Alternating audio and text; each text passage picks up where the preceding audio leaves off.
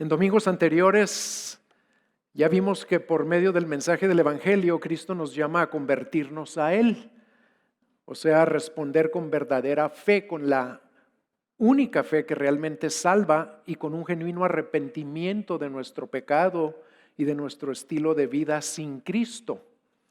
Y se nos explicó a fondo en qué consiste esa verdadera fe y el arrepentimiento que siempre acompaña a esa fe. El día de hoy hablaremos de algo que muchos que dicen creer en Jesús no entienden, que Cristo nos llama a convertirnos, no solamente para estar seguros de que al morir nos vamos a ir al cielo con Él y estaremos con Él por toda la eternidad, aunque eso es cierto, pero la Biblia enseña que Cristo nos llama a convertirnos para permanecer en Él como discípulos fieles y para llevar a cabo los propósitos que Él tiene para nuestra vida aquí en la tierra. Porque creer en Jesús no significa nada si no lo seguimos como sus discípulos. Creer en Jesús sin ser su discípulo no es creer, es solo estar de acuerdo con un conjunto de hechos acerca de un personaje religioso.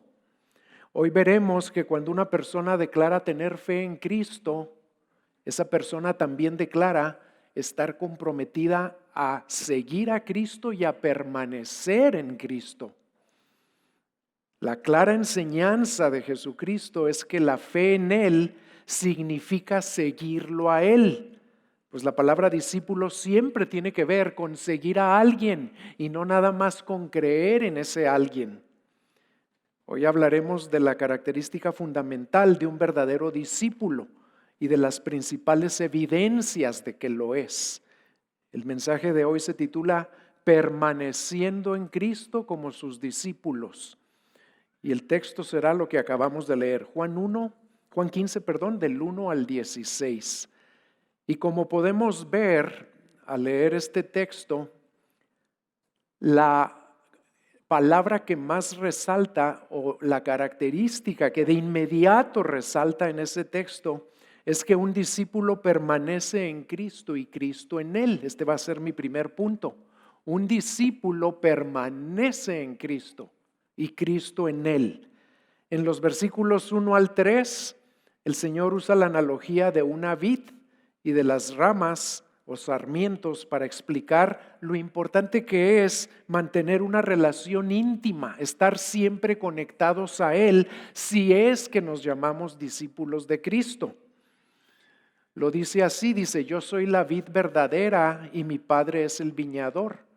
Todo sarmiento que en mí no da fruto lo quita y todo el que da fruto lo poda para que dé más fruto. Vosotros ya estáis limpios por la palabra que os he hablado.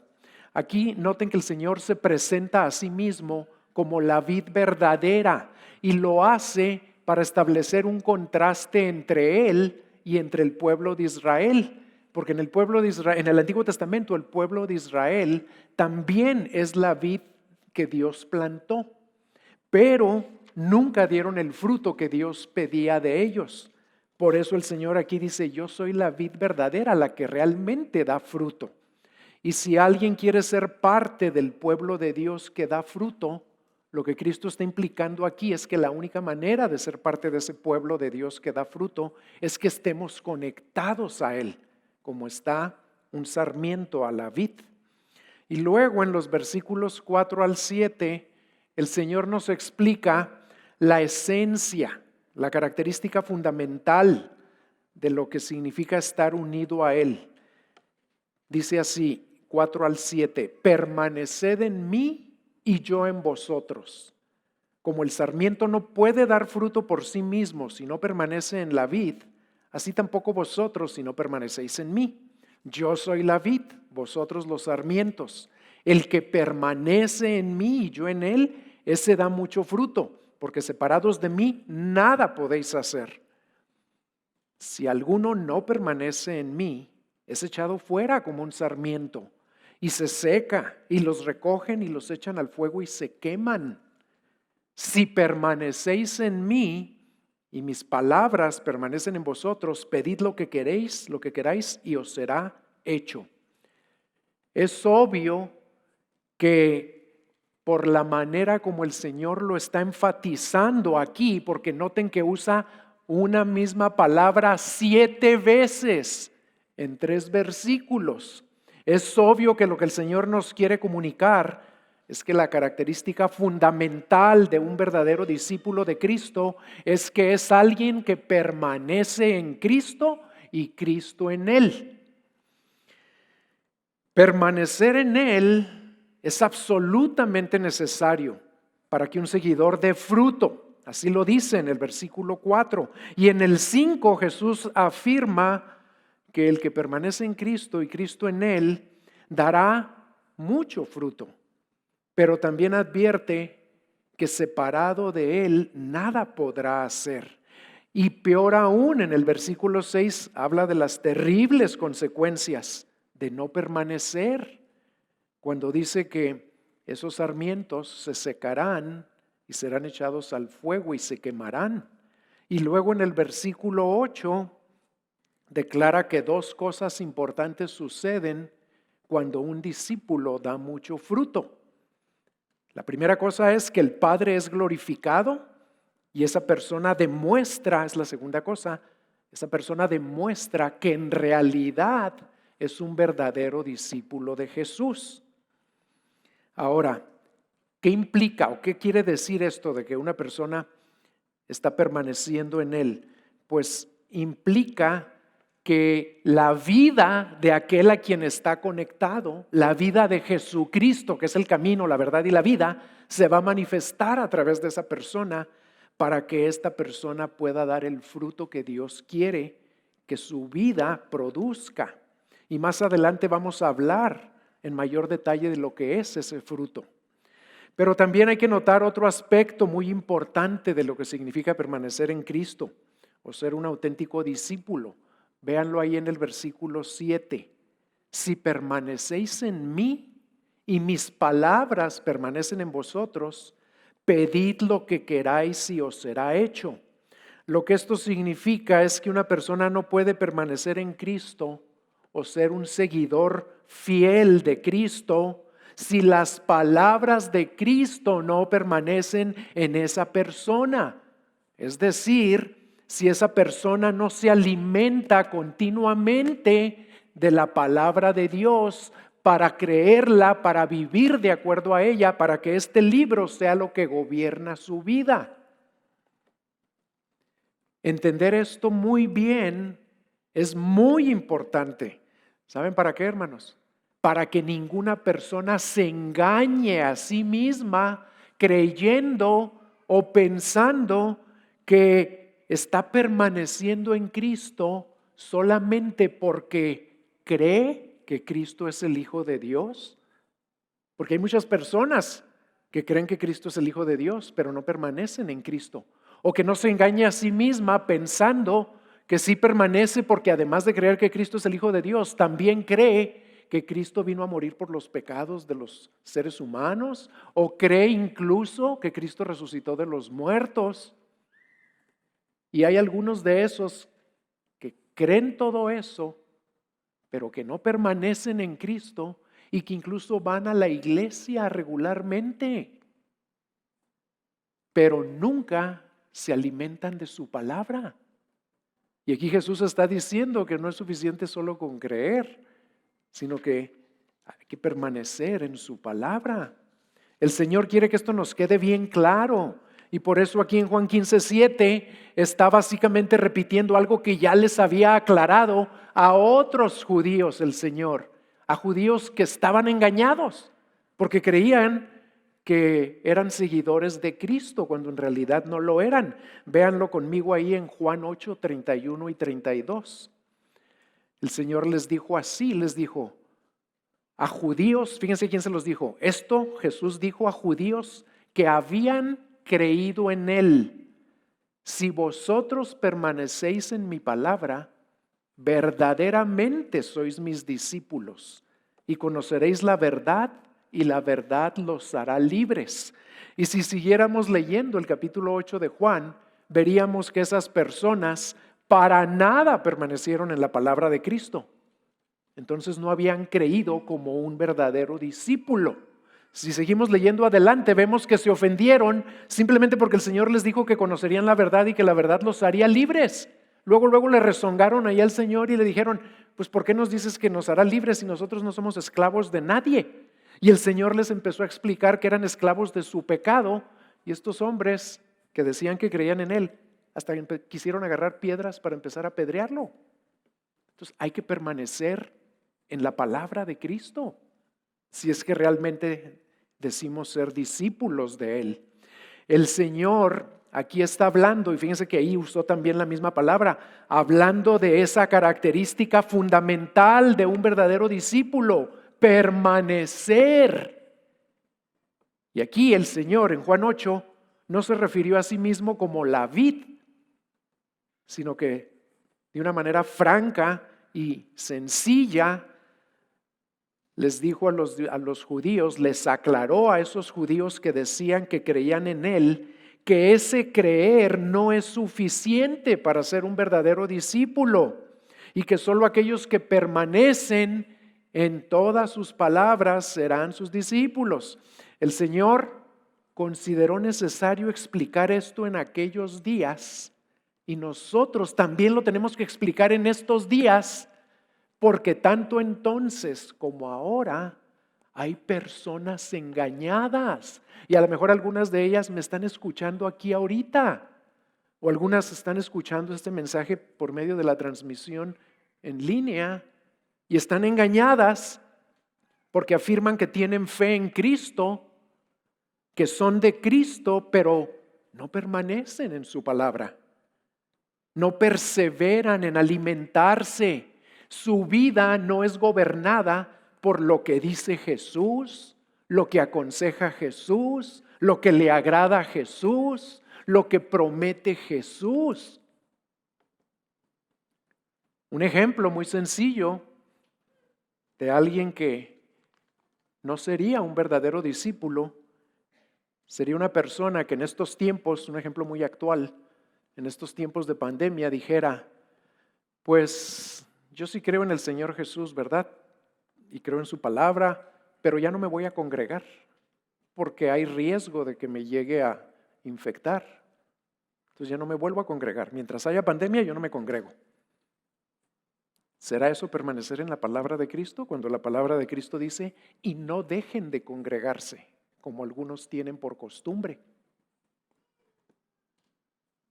Las personas que no son discípulos no permanecen en la palabra de Cristo cuando ya les empieza a costar algo. Y tarde o temprano, hermanos, permanecer en su palabra nos va a costar algo. El Señor Jesús se refirió a esta clase de personas en la parábola del sembrador, cuando dijo que el terreno de su corazón, en el cual cayó la semilla de su palabra, era terreno rocoso, era uno de los tipos de terreno en los que cayó la semilla. Y luego el Señor en Lucas 8:13 explicó cómo eran esas personas, que su corazón era como un terreno lleno de rocas. Dijo, aquellos sobre la roca son los que cuando oyen reciben la palabra con gozo, pero estos no tienen raíz profunda.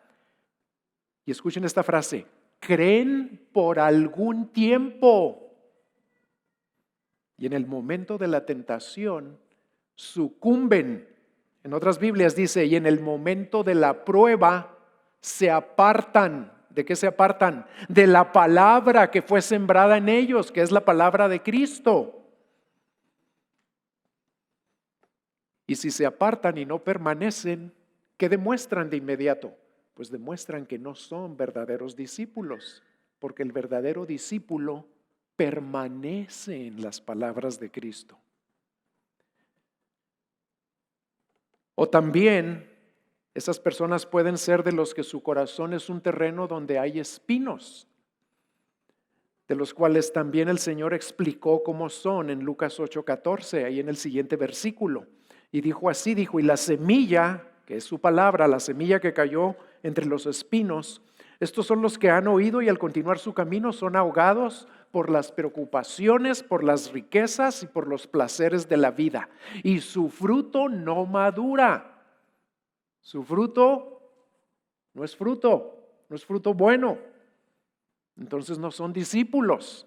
¿Y por qué estos no son discípulos? Porque sí recibieron la palabra de Cristo, pero junto con la palabra de Cristo había en su corazón preocupaciones, y las preocupaciones siempre son por cosas terrenales. Y había deseos de riquezas, y había deseos por los placeres de este mundo, y las preocupaciones, las riquezas y los placeres ahogaron la palabra. Y no permaneció la palabra de Cristo en ellos, permanecieron esas otras cosas. Y también ellos demuestran que no son discípulos de Jesús. Y además del mucho fruto que dará todo aquel que permanece en Cristo y las palabras de Cristo en él, en Juan 15:7, el Señor le promete a esa persona: pedid lo que queráis y os será hecho. ¡Qué tremenda promesa! ¿Por qué promete esto el Señor?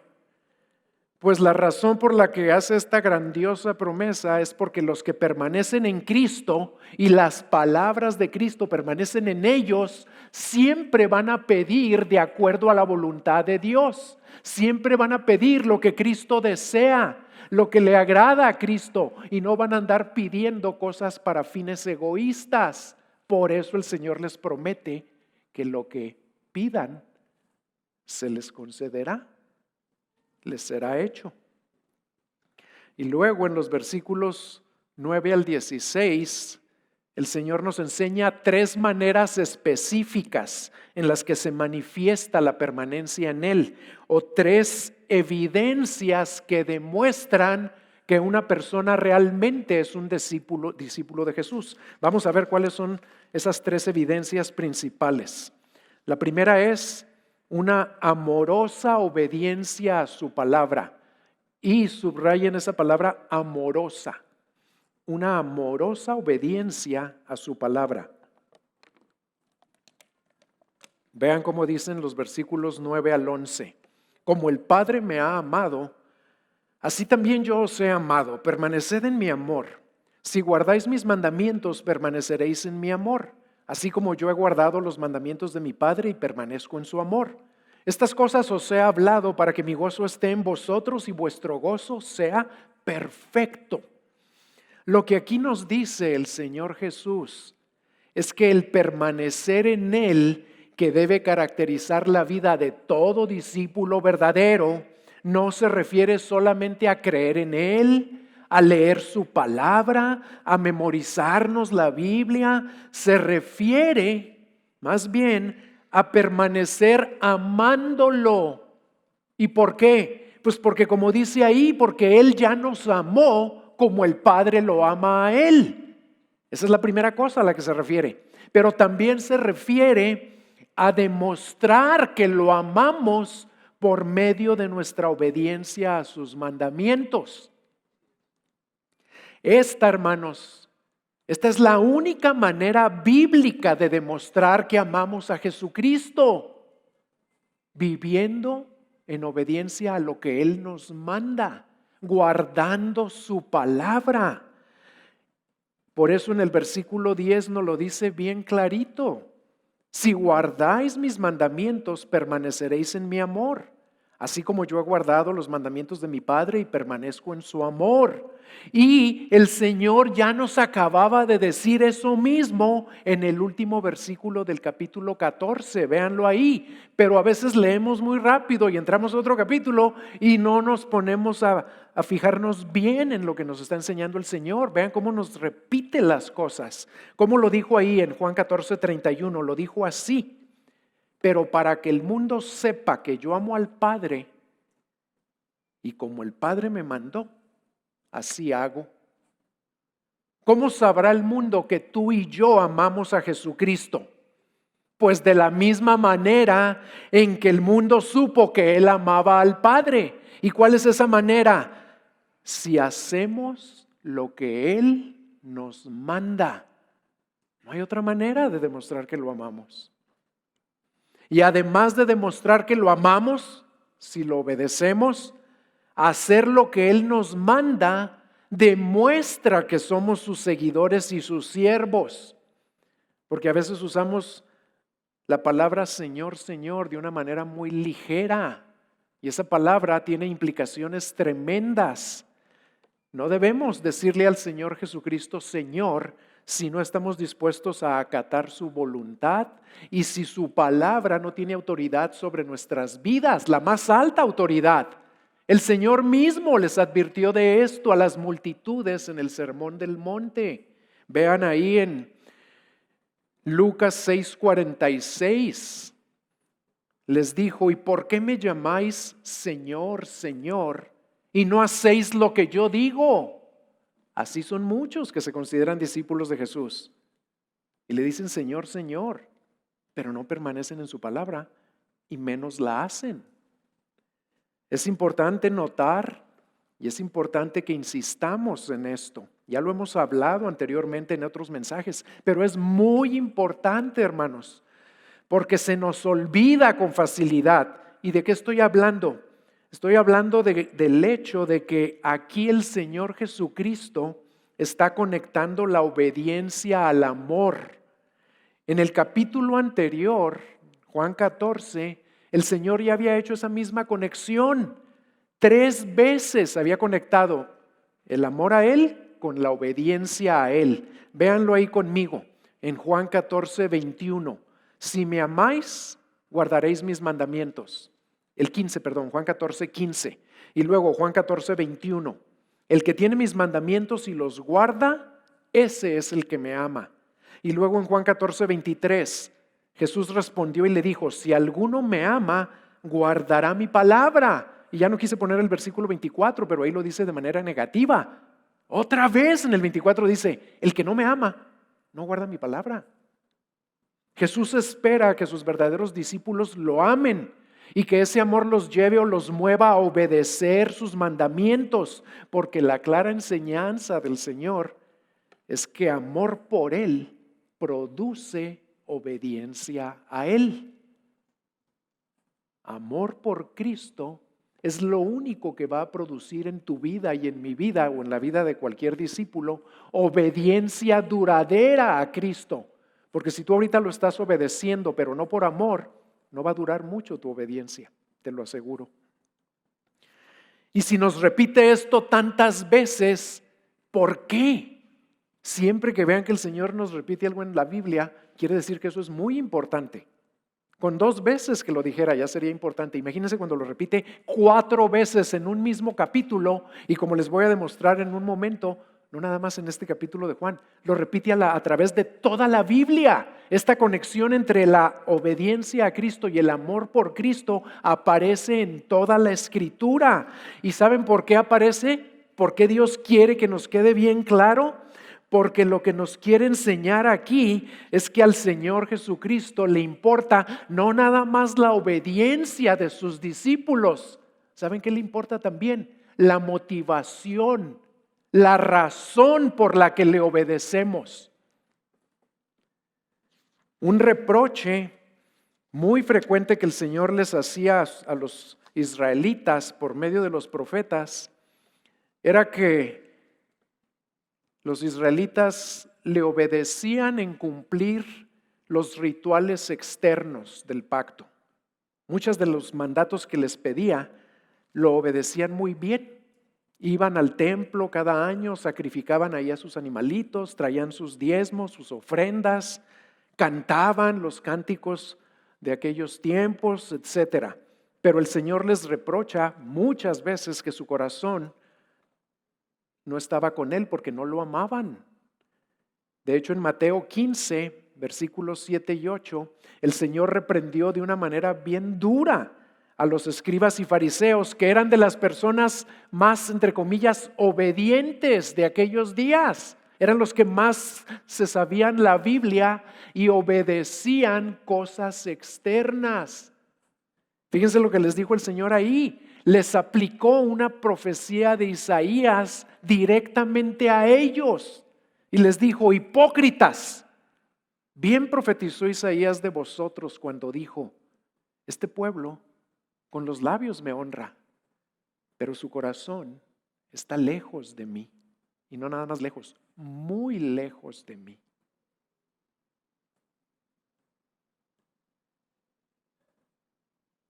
¿Con qué actitud o con qué motivación obedeces tú o eres movido a obedecer al Señor? Debemos vigilar nuestro corazón y examinar siempre qué es lo que nos mueve a seguir y a obedecer a Jesús. Porque todos somos propensos a obedecer como lo hacían los fariseos, de los labios para afuera, o para impresionar a los demás, que era una de las principales razones por las que ellos eran tan obedientes, pero sin permanecer en el amor de Cristo. Y corremos ese riesgo, ¿saben por qué? Porque aunque no es posible amar a Cristo si lo amamos, escuchen bien esto, lamentablemente sí es posible obedecer en algunas cosas sin amarlo. Voy a repetir eso. No es posible amarlo sin obedecerlo. Si tú realmente lo amas, lo vas a obedecer. Pero sí es posible, y cuidado con esto, obedecer en algunas cosas. No en todo, pero en algunas cosas, sin realmente amarlo. Y tan relevante es esta conexión entre el amor a Dios y la obediencia a su palabra, que como les acabo de decir, aparece a lo largo de toda la Biblia. Pero por nuestra tendencia a querer ganarnos el favor de Dios por nuestra obediencia a ciertos mandatos y olvidarnos de que es solo por los méritos de Cristo que tenemos el favor de Dios, cuando leemos la Biblia pasamos por alto la conexión con el amor y nomás nos preocupamos en la obediencia. ¿Qué tengo que hacer? ¿Qué tengo que hacer? ¿Qué me está mandando el Señor aquí para hacerlo? Y pasamos por alto que primero viene el amor a Él antes de la obediencia de mi parte. Les voy a leer algunos pasajes donde aparece. En Deuteronomio 10, 12 al 13 dice: y ahora Israel, ¿qué requiere de ti el Señor tu Dios? Sino que temas al Señor tu Dios, que andes en todos sus caminos, que le ames y que sirvas al Señor tu Dios con todo tu corazón y con toda tu alma, y que guardes los mandamientos del Señor y sus estatutos que yo te ordeno hoy para tu bien. ¿Qué pareció primero, guardar los mandamientos o amar al Señor? Amar al Señor y luego guardar los mandamientos. Un capítulo después, ahí mismo Moisés en Deuteronomio le habla al pueblo y le dice: amarás pues al Señor tu Dios y guardarás siempre sus mandatos, sus estatutos, sus ordenanzas y sus mandamientos. ¿Qué apareció primero otra vez? Amarás y luego guardarás. En el Salmo 97:10 dice: los que amáis al Señor, aborreced el mal, primero amarlo y luego apartarnos del mal. En Daniel 9:4 leemos: y oré al Señor mi Dios e hice confesión y dije: ay, Señor, el Dios grande y temible, que guardas el pacto y la misericordia para los que, escuchen, te aman y guardan tus mandamientos. ¿Primero qué? Primero lo aman y luego guardan sus mandamientos. Y en Primera de Juan 5:3 dice: porque este es el amor de Dios, que guardemos sus mandamientos, y sus mandamientos no son gravosos. Otra vez, primero amor de Dios y luego guardar los mandamientos. Y tengamos siempre presente, hermanos, que así como lo que produce la obediencia de un discípulo es su amor por Cristo, ¿qué creen que es lo que genera ese amor por Cristo? Pues lo que genera ese amor por Cristo es el inmenso, el inconcebible, el incomparable amor que Él ya tuvo por nosotros cuando nosotros éramos sus enemigos, rebeldes, perdidos, ciegos, muertos. Como lo dice Efesios 2, 4 y 5. Pero Dios, que es rico en misericordia, por causa del gran amor con que nos amó, aun cuando estábamos muertos en nuestros delitos, nos dio vida juntamente con Cristo.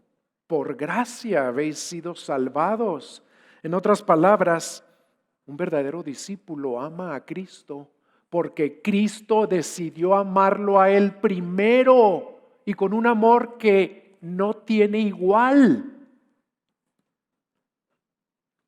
Así que nunca olvides, si tú ya eres un discípulo de Cristo, quiere decir que lo amas y lo obedeces no para que Él te ame o para que te bendiga o para que te conceda todo lo que le pides. Si eres discípulo de Jesucristo, lo amas porque Él ya te amó cuando no lo merecías y cuando no podías hacer nada para ganarte su amor. Y ahora tú lo amas y lo obedeces porque así demuestras que lo amas, no para que te ame más, porque ya te ama con amor eterno. Lo amas y lo obedeces para darle gloria, porque le quieres agradar. Y notemos que esa obediencia de un verdadero discípulo no es algo que hace con fastidio o a regañadientes, sino todo lo contrario, es algo que hace de todo corazón porque ama a su Señor y le produce un gozo que, como dice el Señor mismo, es un gozo perfecto. ¿Qué quiere decir perfecto? Un gozo completo, que no le falta nada, que no depende de las circunstancias y que nada ni nadie te puede quitar. Así es como obedece un discípulo, con ese gozo, porque está haciendo la voluntad de su Señor. Esa es la primera evidencia de que permanecemos en Cristo, una amorosa obediencia a su palabra. La segunda evidencia es un amor por los demás como el de Cristo por nosotros. Un amor por los demás como el de Cristo por nosotros.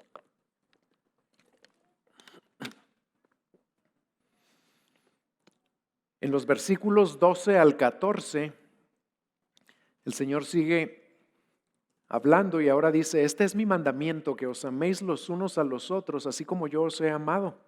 Nadie tiene un amor mayor que este, que uno dé su vida por sus amigos. Vosotros sois mis amigos si hacéis lo que yo os mando. Y por ser algo tan importante, aquí de nuevo el Señor está repitiendo algo que ya les había declarado a sus discípulos en el capítulo 13 del Evangelio de Juan. Vean cómo se los dijo ahí en Juan 13, 34 y 35. Un mandamiento nuevo os doy, que os améis los unos a los otros, que como yo os he amado, así también os améis los unos a los otros. En esto conocerán todos que sois mis discípulos, si os tenéis amor los unos a los otros. Y lo nuevo de este mandamiento no era el amar a nuestros semejantes, porque el Señor en su ministerio ya les había explicado cuáles eran los dos más grandes mandamientos de la ley. El primero era amar a Dios con todo el corazón, todas las fuerzas, toda el alma, toda la mente. Y el segundo, ¿cuál era? Amar a tu prójimo como a ti mismo. Entonces no era nuevo amar. ¿Saben qué es lo nuevo? El elemento nuevo que el Señor le agregó aquí es que les dijo que se amaran los unos a los otros, así como yo os he amado a ustedes. Ahí cambia la cosa. Esto es algo imposible de hacer por nuestras propias fuerzas. Y esta es otra razón por la que solo un discípulo que permanece en Cristo lo hará. Y por eso es tan necesario permanecer en Él. Tan grandioso es este amor que en el versículo 13 el Señor dice: nadie tiene un amor mayor que este, que uno dé su vida por sus amigos. Y eso es exactamente lo que el Señor hizo por ellos unas pocas horas después de hablarles esta palabra. Porque recuerden que Juan 15 es parte del último discurso que dio el Señor antes de ser arrestado. Y recordemos que Él dio su vida no nada más por esos discípulos. Él dio su vida por todos aquellos que se convierten a Él, que responden a su evangelio en fe y arrepentimiento. Lo más probable es que a ti o a mí, el Señor Jesucristo no nos va a pedir que derramemos nuestra sangre por nuestros semejantes. Pero ¿saben qué sí nos pide? Que estemos dispuestos a hacerlo. Y también nos pide vivir con la misma postura de corazón que lo llevó a Él a entregar su vida. ¿Y saben cuál fue esa postura de corazón? Que es la única manera de amar como Él ama, como Él nos amó. Está en Filipenses 2, 3 y 4, donde dice: nada hagáis por egoísmo o por vanagloria, sino que con actitud humilde cada uno de vosotros considere al otro como más importante que a sí mismo, no buscando cada uno sus propios intereses, sino más bien los intereses de los demás. En eso consiste el amarnos unos a otros como Cristo nos amó a nosotros, que consideremos a los demás más importantes y que pongamos sus intereses antes que los nuestros. Y de esa manera, el Señor asegura que conocerán todos los que nos vean que así nos amamos. Conocerán que en verdad somos discípulos del único que puede amar así, que es Jesucristo.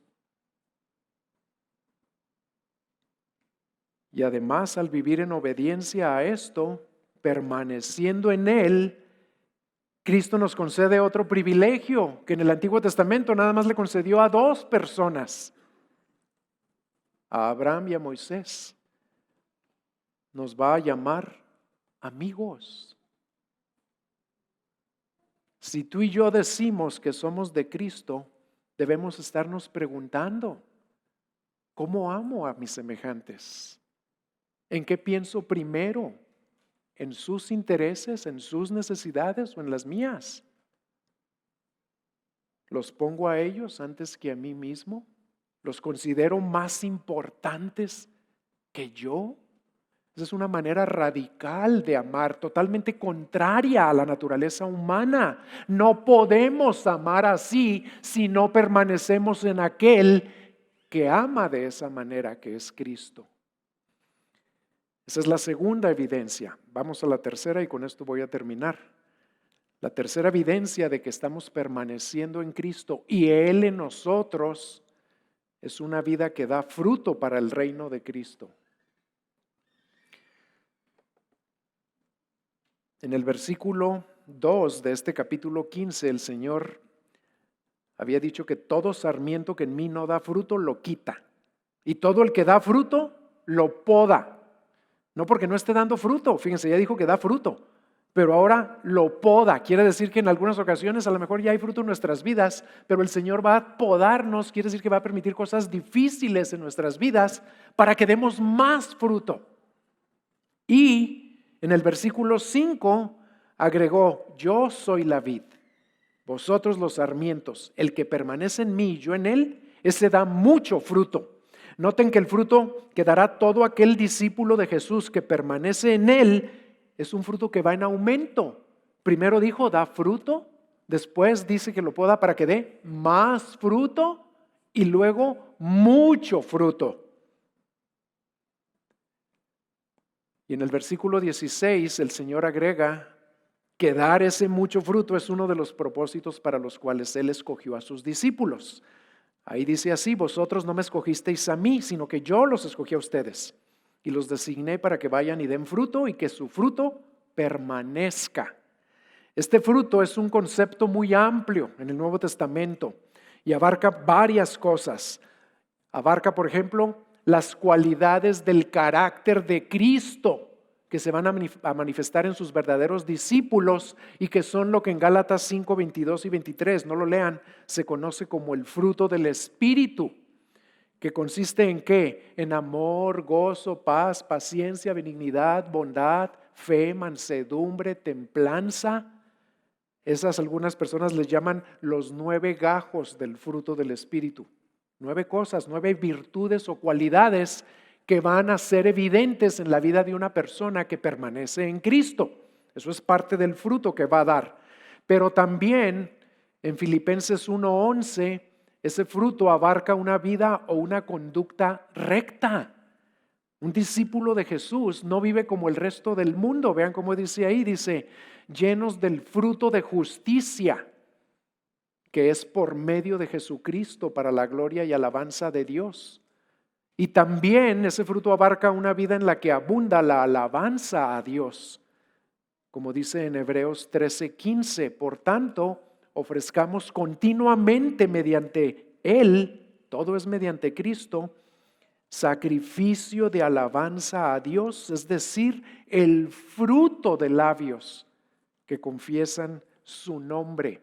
En otras palabras, el mucho fruto que va a dar un discípulo que permanece en Cristo abarca todo en su vida, su carácter, sus palabras, sus acciones. Y otra cosa muy importante, ese fruto también incluye el dar testimonio de Jesús, anunciando el mensaje del Evangelio a aquellos que aún están perdidos. ¿Para qué? Para hacer discípulos en toda nación, en todo tiempo, con el fin de enseñarles a guardar todo lo que Cristo nos manda, para que ellos también lleguen a ser discípulos que permanecen en Cristo y que dan mucho fruto para su gloria. Y para eso estamos dando el curso de evangelismo, porque queremos aprender a ser más efectivos en llevar este precioso evangelio a los que aún no conocen a Cristo. Y otro propósito para el cual el Señor Jesús escoge a sus discípulos, y no al revés, es para que todo lo que pidáis al Padre en mi nombre os lo conceda. Aquí el Señor está repitiendo lo que ya había dicho en el versículo 7, donde había dicho: si permanecéis en mí, mis palabras permanecen en vosotros, pedid todo lo que queráis y os será hecho. Fíjense, ya habíamos dicho que Cristo hace esta tremenda promesa. ¿Por qué? Porque el discípulo que permanece en Él y las palabras de Cristo en Él siempre pedirá conforme a la voluntad de Cristo. No va a pedir mal, va a pedir para que Cristo sea honrado y glorificado, para que los propósitos de Cristo avancen. Y por eso el Señor les promete otra vez: y todo lo que pidan, si están dando fruto, si permanecen en mí, ustedes a quienes yo los escogí para que den ese fruto, todo lo que pidan, se los voy a conceder. Y esto implica, y de esto hablaremos más la próxima semana, Dios mediante, esto implica que los discípulos de Cristo que permanecen en Él tienen una vida muy activa de oración y de comunicación con el Padre. Vamos a orar, a pedirle al Señor que lo que nos acaba de hablar dé fruto en nuestras vidas realmente.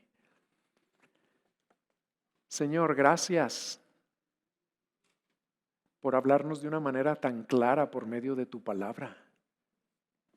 Ayúdanos ahora a los que por tu gracia somos discípulos tuyos. Ayúdanos a examinar nuestras vidas para ver si estamos permaneciendo en ti en todas las áreas de nuestra vida, para que se manifiesten estas evidencias en nosotros de llenarnos de tu palabra y ponerla por obra, porque te amamos, no porque queremos que nos bendigas. Ayúdanos a examinarnos para ver si estamos amando a nuestro prójimo como tú nos amaste y nos sigues amando a nosotros, considerándolos más importantes que a nosotros mismos, Señor, y poniendo sus intereses antes que los nuestros. Y ayúdanos a dar fruto para tu reino en todas las áreas de nuestra vida y a pedirte lo que tú nos muevas a pedirte, sabiendo que lo concederás para tu gloria. Y te pido por los que al escuchar este mensaje se dan cuenta que aún no son discípulos de Jesucristo, porque no permanecen en Él y las palabras de Cristo no permanecen en ellos tampoco. Ayúdalos, Espíritu Santo, a reconocer que son sarmientos que si siguen así se van a secar y los van a echar al fuego y se van a quemar eternamente. Y tú ya moriste por sus pecados, ya pagaste por sus culpas si ellos se arrepienten y vienen a ti. Ayúdalos a poner su fe solo en ti, a arrepentirse y venir a Cristo, porque lo quieren amar y quieren dar fruto para su gloria. Te lo pedimos todo en el nombre de nuestro Señor Jesús. Amén.